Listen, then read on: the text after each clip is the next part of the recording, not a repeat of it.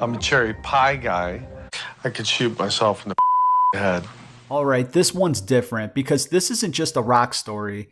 This is the kind of story that sits underneath everything and explains a lot of what people didn't understand at the time, because Jani Lane, the voice behind Cherry Pie, had something in his past that most people didn't even know about until way later.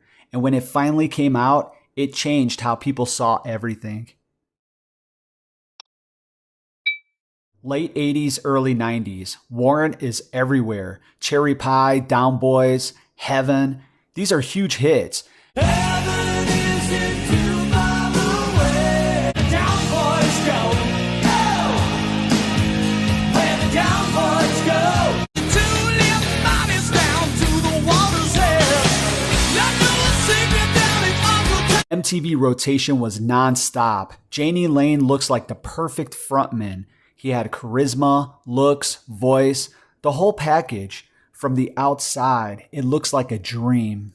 But behind that image, things weren't clean. Lane struggled with alcohol, substance abuse, unstable relationships, and people around him could see it. But like a lot of these stories, it just got written off as rock star behavior. Then in 2004, something slips out. During a radio interview, Jani Lane is talking about his past, and almost casually, he says something that stops everything cold. He lists off things he's been through: divorce, marriage, and then he says he had been raped.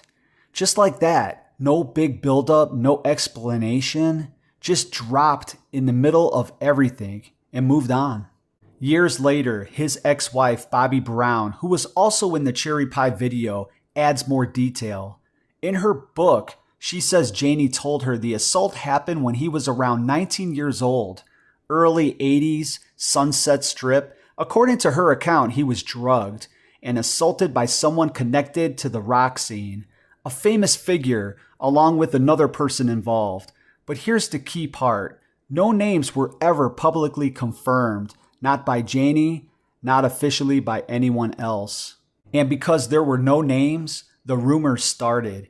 Message boards, fan theories, endless speculation, but none of it was ever confirmed. No public accusation was ever made. No evidence ever surfaced identifying the attacker, and over time, the story became a mix of fact, rumor, and assumption.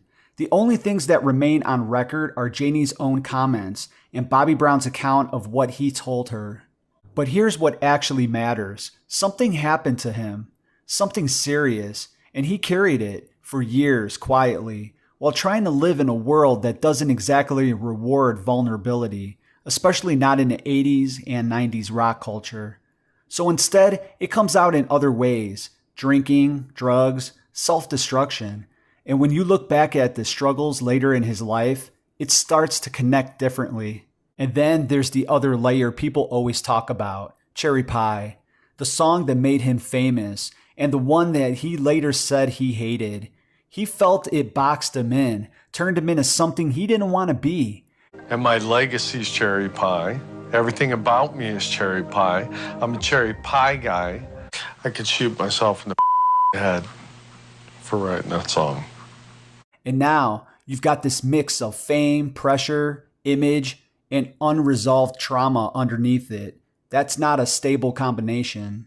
As the years go on, things get worse. Substance abuse escalates, career momentum fades, relationships fall apart, and instead of this big rock star image, you start seeing someone struggling to hold things together. And the public mostly just sees the surface, not what's underneath it. In 2011, Jani Lane passed away. Cause of death was acute alcohol poisoning, and that's how most people remember the ending. But when you look back at everything, the interview, the admission, what his ex-wife said, it doesn't feel like a simple rock and roll burnout story anymore. Sometimes the thing that destroys someone isn't fame. It isn't success. It isn't even the pressure. It's something that happened long before any of that never got dealt with, and it just follows them the whole way through. I remember being a kid rushing home from school to watch MTV, seeing Jani Lane fronting Warrant and watching the entire Heaven video with glossed eyes, thinking how incredible his life must have been. Back then, all I saw was a rock star. I never would have guessed how much pain he must have been carrying underneath the surface. Jani Lane has always been one of my favorite artists from the 80s, and when I heard the day when he passed away in 2011, it hit harder than I expected, not because I knew him personally, but because he was one of those voices that became part of the soundtrack of growing up. And that's why stories like this matter, because behind the music, there was a real person, and sometimes parts of someone's story we never see are the parts that matter the most. But let me know what you all think down below. I look forward to reading your comments, and I want to thank you all so much for watching today, and I'll see you on the next one.